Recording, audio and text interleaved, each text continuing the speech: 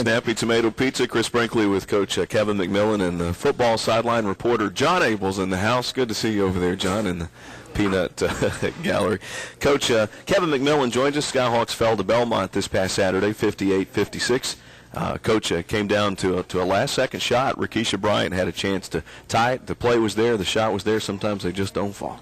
Yeah, and looking back, we probably should have ran our back door when they were up, denying Butler and Newsom the ball. We probably could have gotten a better look if we'd have done that, but we didn't get a bad look. And but you know that we were in total control of that game in the second half, and they made some shots, but then we made some shots. But the biggest thing is that we're not playing really hard. And you know, I watched film with them today, and I clipped about the first 5 possessions on offense, and about the 5 of the first 10 on defense. And we went through it, and I just said, you just tell me if we're playing hard in here. And they couldn't say yes, because we're not. We're not cutting. We're not screening anybody. We're not moving. The ball's not crisp. And I said, and this is the first 5 minutes of the game. I said, do you want me to clip the second half with about 8 minutes to go and show you 5 minutes from there? It's 20 times worse. And I don't know whether they get it or not. You know, you've seen us play over the years, and you've seen us for many years. You're getting old too. Thanks, Coach. You're welcome. But I mean, you saw the teams at Westview, and I don't know if you ever saw us play from Gibson County, but ball movement, crisp, screening, cutting was kind of a trademark, and we're not that right now. Let me give you a compliment. When you first came to UTM, I said, and boy was I wrong about this, I said, I don't know if he can recruit because he's a high school coach. Now, boy, was I really wrong about that, because I didn't know. I wasn't saying you couldn't. I also didn't say that you could. I said, but I guarantee you this, we'll get open shots. Well, and what's really shocking, and I hope Belmont people aren't really listening to this, because we got open shots in the Belmont game, and when you go back and look at how we got them, it had nothing to do with us setting a great screen or making a hard cut. It was usually because Belmont made a mistake. And it's just disappointing to not have our kids do that. And it's funny. We have a lot of Middle Tennessee connections on our team, and then I have a lot of Middle Tennessee connections with family, and my wife's Paige's friends and family live up there. Well, it was interesting. I had 3 separate people watch us play, and I got an email from one. Paige got a call from another, and then she got a Facebook message, which I guess that's the sign of the times. You have all these different ways. But it was so funny. Within 2 hours of the ball game, we had those 3 things happen, and the theme from all 3 of them was identical. It was, wow, we've never seen one of his teams fade in the second half. Right. 1. 2 was they really weren't executing and crisp like we've seen them to be. 2, and 3 was, golly, they didn't really play very hard. Wow. And those are the 3 things that I've been harping on our team about. And the 3 people that gave us the comments, and I really like talking to people that don't know basketball well, because a lot of times they'll give you a perspective that is so simple that it cuts through all the stuff that you don't need to deal with. Right. And one of these people does not have a clue about the game. Not a clue. But they've watched my teams play for 20 years. And they were like, God, they just don't play as hard as as the teams I'm used to seeing with you. And I'm not blaming the kids. Don't hear that. The kids are a reflection of us. And we've been harping on effort, but we haven't figured out the button to push that makes them give that effort, which we know they can give, and I think we might have found it, but it was just really, really strange to have 3, and it was 3 from totally. I mean, we're talking about a 70-year-old retired psychologist that's never played a sport in his life. We're talking about an NAI women's basketball player. And then we're talking about just a random other person. And so it was just, and I thought it was really telling, and I spent the time. I didn't get all of these until the next day. I mean, the emails and stuff were in there, and Paige didn't tell me about the phone call till the next day. She didn't want to tell me. Yeah. So I'd be mad. But I worked on the way home. I worked on some offensive stuff and some defensive stuff, trying to figure out what can we do to give us a shot in the arm. And when I got those messages the next day, I went, I don't think that there's you need to go watch the film. So I watched the film, which I don't watch a lot of film. And the reason is I don't want to watch it again. I've already seen it once. I don't want to see it again. Especially if you get beat. Yeah, and I went and I watched it, and it just reaffirmed what those three people had said. And it's hard for me to explain to you. When we pass the ball off the top, it takes us 8 steps to get from the top of the key to the elbow at the free throw line. 8 steps. Okay, in 8 steps, you can run from the baseline to past half court. So why is it taking you 8 steps? Well, because you're basically walking. You're just kind of trudging down there, and it's not a big deal. And so I posed this question to the players, and I guess I'm kind of monopolizing here, Chris. No, you're good. I'm enjoying this. I posed the question, why would you not, and then we didn't cut hard, and we didn't scream for each other. And I said, why would you not do those things? What are the reasons why we wouldn't be doing those? Okay, you've never been taught. You played high school for somebody, they probably taught you. You played for us, we probably taught you, okay. You don't want to. Nobody else is doing it. You're tired. These are good excuses. You don't care, or it's not important. And I said, God, and I had them give them to me. I said, give me any and every possible excuse why you wouldn't do that. And then we went through them and said, okay, what's legitimate? What's legitimate?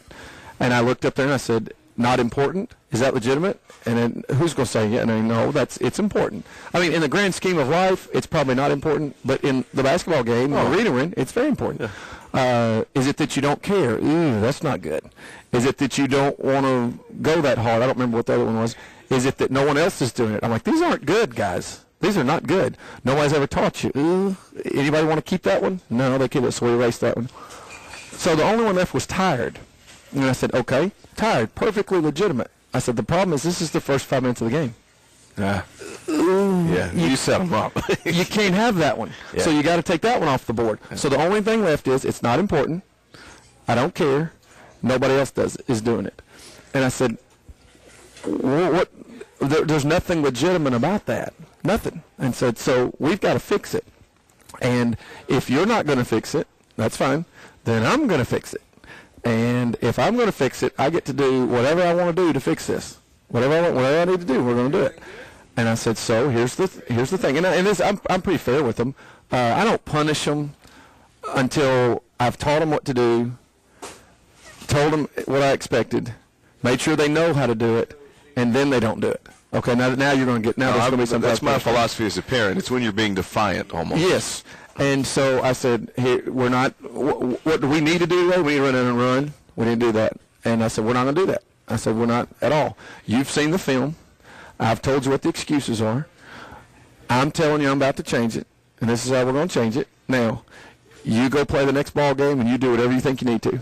Play however you need, whatever you think you need to do, but I'm going to pull the film out, and I'm going to watch it again, and if I see that kind of effort, I'm going to take care of it.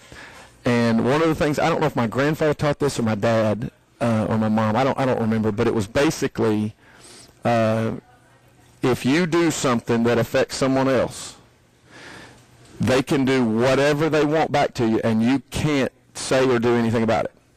Otherwise, you shouldn't have done the first thing in the first place. Right. And I don't know who taught me that lesson, but it was basically if I do something to you, Chris Springer, if I go there and slit your tires, and you decide, well, you know what, I'm going to blow up his car.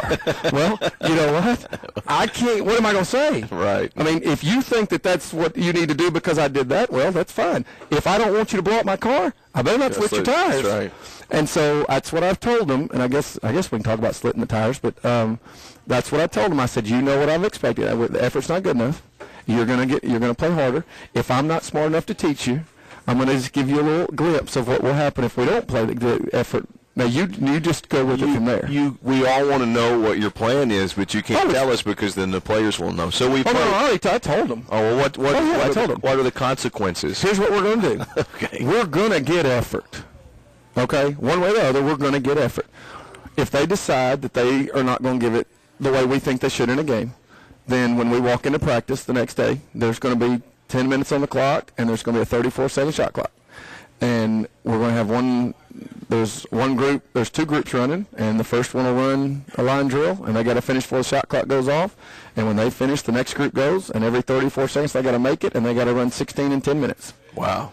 And if they finish it, we're going to start practicing. Mm-hmm. And if we practice and the effort's not where it should be, we're going to stop. We're going to put 10 minutes up there, and 34, we're going to go back and do it again. And in an hour and a half, we're leaving. We're done. So if we don't have to run that day, we practice an hour and a half, we're leaving. Or for an hour and 15, whatever. But we're not going to stay. I said we're not staying longer. We're not going to do whatever, but we're going to give effort. And so you can run for 10 minutes, you can run for an hour and a half, you can run for 0 minutes. That's up to you guys. But once you put it out there, then we get to decide whether that effort's good enough. And we're going to practice for an hour and a half, hour and 15, whatever. And if it's running the whole time, we'll run the whole time. That's fair. And if it's not, we won't. And I don't want to run at all. I want to run 0. Not one time do I want to put them on the line and run them. Mm-hmm. My philosophy has never been run people. I've hated it. When I was a player, I hated running. Gosh, I hated it. So as a coach, I try not to. I don't want to run them. But your issue, and that was my next question, is if you're having trouble hitting three-pointers, you work on three-pointers. If you're having trouble getting the ball in the post, you work on that. If you're having trouble with effort, well, part of me says you can control effort. You can. That's the one thing you can control. You would think so, right? But as a coach, how do you create effort? And that's what you've done. You created a drill that will force effort and simultaneously be a form. Punishment's not the word, but it will be a consequence. One of it takes the tired one out. If you're tired. Well, we need to run and get in shape. True. If that's what the thing is. And the biggest thing is, though, is that I just don't, if I'm a fan, honestly, and now, golly, I don't need to bash my own team. Because it's not the kid's fault. It's my fault because early in the season, it's a big lot of stuff going on. Back early in the season, to try to get ready for the schedule we were playing, we took some shortcuts. Uh-huh. I mean, we did. And as a staff, we consciously said, in order to compete against the Baylors and the Stanfords and the Louisvilles and the Purdues, we've got to try to peak earlier than we usually do. So we've got to do some things different. And so we did them. And so we've decided that wasn't a bright thing to do. Now, we didn't know. We didn't know. And I applaud my staff for having the guts to say, let's do it. Mm-hmm. Let's take the chance. Why not do it? We've been to 2 NCAA tournaments. We've been a 15 seed twice. Why not do something different? Right. So we've tried it. Well, you know what? It wasn't good. Yeah. Didn't work. Well, we've told the kids, okay, guys, we've made some mistakes. Let's fix it. Well, we hadn't fixed it. And and I have waited and waited and waited because it was my responsibility. I did it. So I had to pay for the consequences. And the consequences were we're not playing real hard. Well, so I've lived with it, and I'm kind of like, okay, that's enough. Now we're going to have to do something different. And so that's where we are. And so I don't want anybody to think that I'm blaming the kid. It's my fault because I switched up our formula for how we do stuff because we're like, well, our formula's gotten a 15 seed in the NCAA tournament. In my mind, it's everybody's fault. Well, everybody has to take personal responsibility. You're exactly right. You're exactly right. But make no mistake. The buck stops here. Mm-hmm. But it is. That's the thing. It's your fault.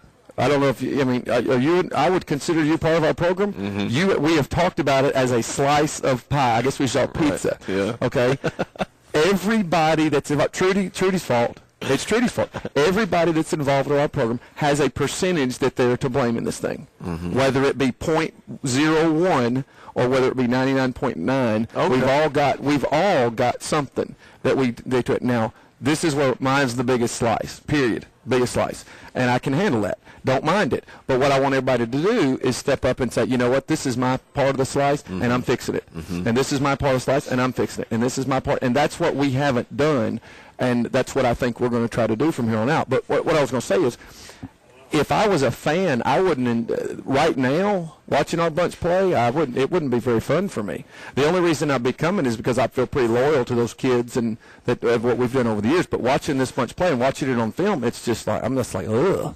It's really interesting because you have set the standards very high. Your team has set the standards very high. And when we lost at home, I was really surprised. Really surprised. Well, that's great. That is an unbelievable thing that we've created. Right. That people do not expect. I heard from a couple of people in the community when we'd lost some ball games early. but we played unbelievable against Purdue and Baylor and Stanford. I mean, Sure. unbelievable. Played great. And I heard some people talk to some friends of mine going, what's wrong with the girls? They don't. Like, whatever. And he said, do you know who they've been playing? But that's awesome. I mean, that is unbelievable that that's what the expectations are. I love it. Love it, love it, love it, love it. And we'll keep those, and I hope we keep those expectations forever. What I'm very disappointed in is when you watch this bunch play right now, you don't see a lot of passion, a lot of team, a lot of the base fundamental thing that you've got to have before you can ever expect to be a really, really, really good basketball team. And again, it's me shortcutting and trying to tweak and skip this and don't worry about that and let's go to here and do that. That's kind of started the snowball, and it's just kind of evolved, and this is where we are. So we got to figure out. You're 500 in the conference, and it's January, so there's time. Yeah, we're 500, Chris. Okay, we're 500 in the conference. Broadcasters aren't supposed to say we, but I will. If you're at the Skyhawk Talk, you do. Okay, we're 500. We're 500. Yeah. And let me tell you that's where not I noticed acceptable it. for us. When you said effort and you said crispness, I need to take a break too. The places I've noticed it, and I'm comparing it to where we were, what we did last year when we were making that unbelievable run late in the conference season. Fair and unfair. We'll talk about that. Yeah.